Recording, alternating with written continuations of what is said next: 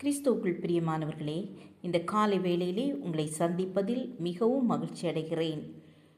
இன்றைய தினம் நாம் தியானிக்கப் போகிற வசனம் வெளிப்படுத்தின சுவிசேஷம் 21ஆம் அதிகாரம் 4ஆம் வசனம்.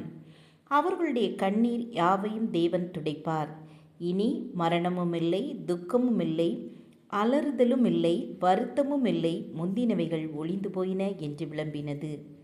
இதன் முந்தின வசனத்தை நாம் பார்க்கும் பொழுது, இதோ மனுஷர்களிடத்திலே தேவனுடைய வாசஸ்தலம் இருக்கிறது, அவர்களிடத்திலே அவர் வாசமாயிருப்பார், அவர்களும் அவருடைய ஜனங்களாயிருப்பார்கள், தேவன் தாமே அவர்களோடே இருந்து அவர்களுடைய தேவனாயிருப்பார் என்று எழுதப்பட்டுள்ளது.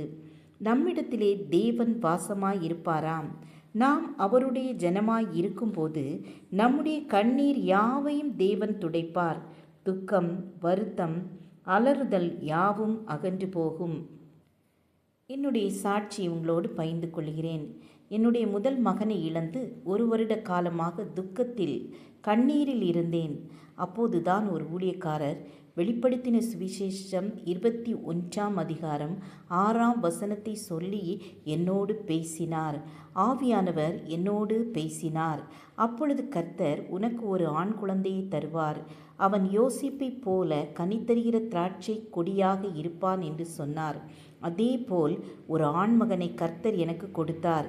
என் துக்கத்தை நீக்கி மகிழ்ச்சியோடு இருக்க செய்தார். இன்று வரை அவனை கர்த்தர் ஆசீர்வதித்து வழிநடத்தி வருகிறார். அதுபோல உங்களுக்கும் தேவன் அற்புதம் செய்வார். உங்கள் துக்கம் சந்தோஷமாய் மாறும். ஜெபம் செய்வோம். எங்களை நேசிக்கிறதான அன்பின் பிதாவே, கண்ணீரோடு துக்கத்தோடு குழந்தை இல்லையே என்று ஏங்கி நிற்கும் ஒவ்வொரு பிள்ளைகளுக்கும் கற்பத்தின் கனியை தந்து மகிழ்ச்சியாக்குங்க. திருமணத்திற்காக காத்திருக்கும் ஒவ்வொரு பிள்ளைகளுக்கும் ஏற்ற துணையை கொடுங்க.